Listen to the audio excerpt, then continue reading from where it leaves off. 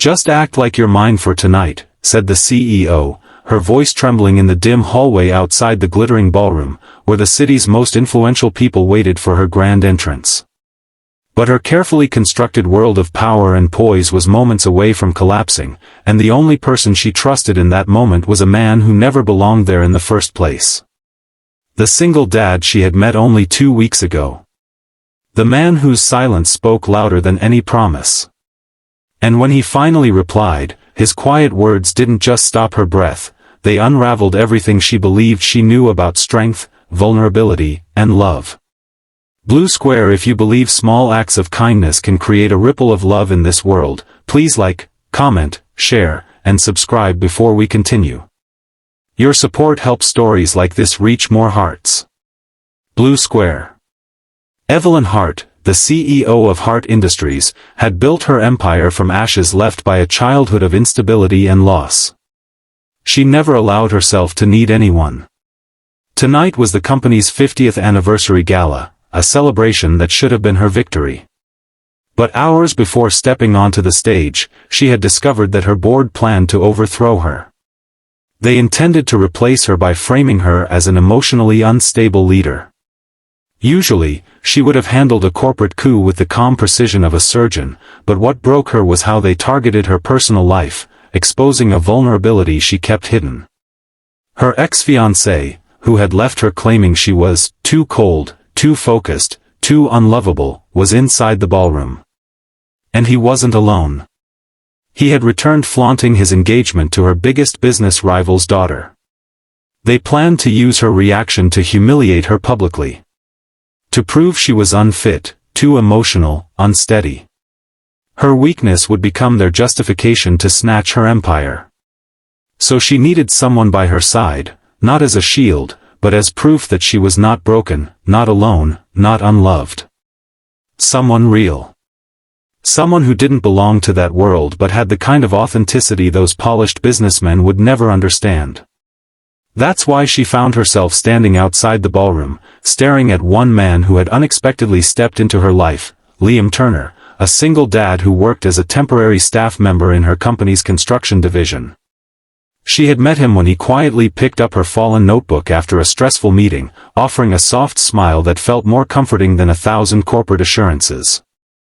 Now, in the trembling breath between panic and hope, she asked him for a role that terrified her even more than losing her company. She asked him to pretend he belonged by her side. But Liam wasn't the kind of man who said yes out of flattery or fear. He was a father first, a man shaped by responsibility, love, and a past that carried its own scars. As he looked at her, Evelyn felt the weight of her request press into her chest. She expected confusion, maybe hesitation. But Liam's eyes softened with an understanding that came from lived pain. He knew what it felt like to be on the edge of losing everything. Then he replied, not with a question, not with judgment, but with a quiet conviction that dropped her heartbeat into silence. "If I'm going to act like I'm yours for tonight, then you need to promise me you won't hide behind the mask you wear for the world. I'm not lending you a lie, I'm standing beside the real you." Evelyn had been asked for loyalty, respect, obedience, admiration, all things that kept her at a distance from people. But no one had ever asked to stand beside the real her.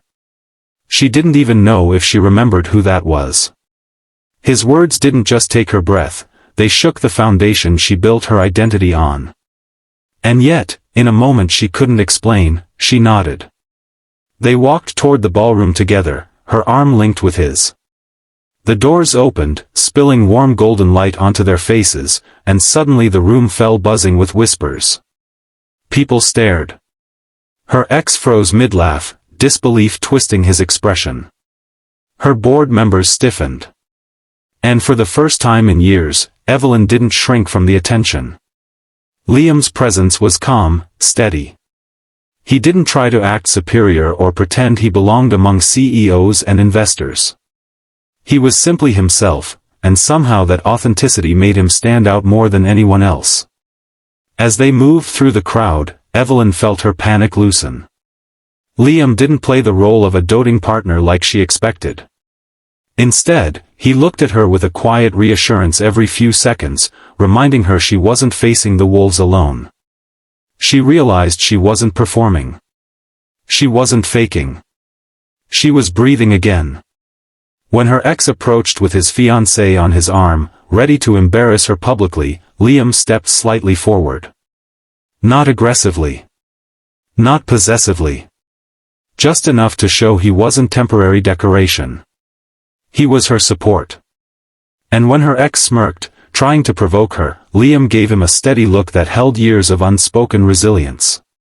Before Evelyn could speak, Liam gently squeezed her arm, grounding her. His voice remained soft but carried the strength of truth. He didn't attack. He didn't insult. He simply said that Evelyn was a woman who led with strength, not cruelty, and that her success was built on compassion as much as intelligence. His sincerity disarmed everyone within earshot. Even the fiancée lowered her gaze, suddenly uncomfortable. In that moment, Evelyn felt something crack inside her. For so long, she had believed love was a battlefield where she always lost. But here stood a man who saw her differently, not as a trophy, not as an obstacle, not as a cold-hearted CEO, but as someone deserving of loyalty and gentleness. The evening unfolded with moments that felt too real for an act. When she laughed at something Liam said, it wasn't performative. When he placed a guiding hand on her back before she stepped onto stage for her speech, it felt natural. When she looked at him from across the room, and he gave her that warm, steady smile, something in her chest fluttered with a quiet ache she hadn't allowed herself to feel in years. But the story deepened when she saw his son. Later in the evening, she slipped out for a breath of air and found Liam in the garden, kneeling beside a little boy who looked about 7. She hadn't known he brought him. The child had been waiting outside with a babysitter until the event calmed. When the boy saw his father, his face lit up.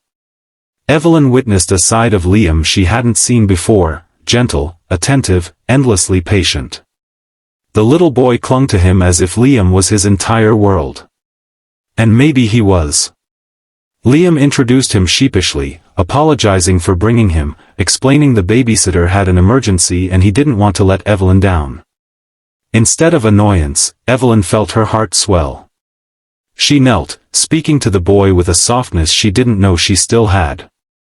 The boy told her she looked like a princess from a serious movie, earning a blush she didn't expect to show. For the first time that night, Evelyn felt something she rarely experienced, belonging. Inside the ballroom, however, her enemies were adjusting their strategies, and soon whispers reached her ears, rumors that Liam was a paid actor, a staged companion, a desperate attempt for sympathy. They were ready to humiliate her during her keynote speech. Her hands trembled slightly as she stepped backstage. But Liam found her again, sensing her fear before she spoke a word. He placed a hand over hers, stabilizing them. He told her something she would remember forever, words that didn't flatter, didn't try to fix her, but acknowledged her humanity.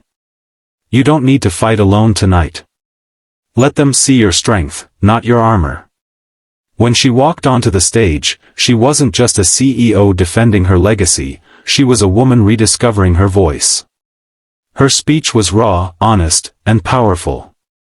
She talked about leadership rooted in empathy, the courage to stand after betrayal, the reality of being a woman in power in a world eager to tear her down. She spoke of rebuilding, of resilience, of refusing to let fear dictate her future. And somewhere in the middle of her words, she glanced at Liam and saw his eyes, steady, warm, proud. The audience rose in applause. The board's plan crumbled. Her ex slunk out of the room. And when Evelyn stepped off the stage, overwhelmed by the intensity of it all, Liam approached quietly. She thought he would congratulate her, maybe offer a friendly smile. Instead, he spoke words that struck deeper than anything he said before. You asked me to act like I was yours for tonight, he murmured. But tonight taught me something dangerous, because I wasn't acting. Her heart stopped. And for the first time in her life, she didn't run from the fear of being loved. She let it reach her. She let it breathe inside her. She let it matter.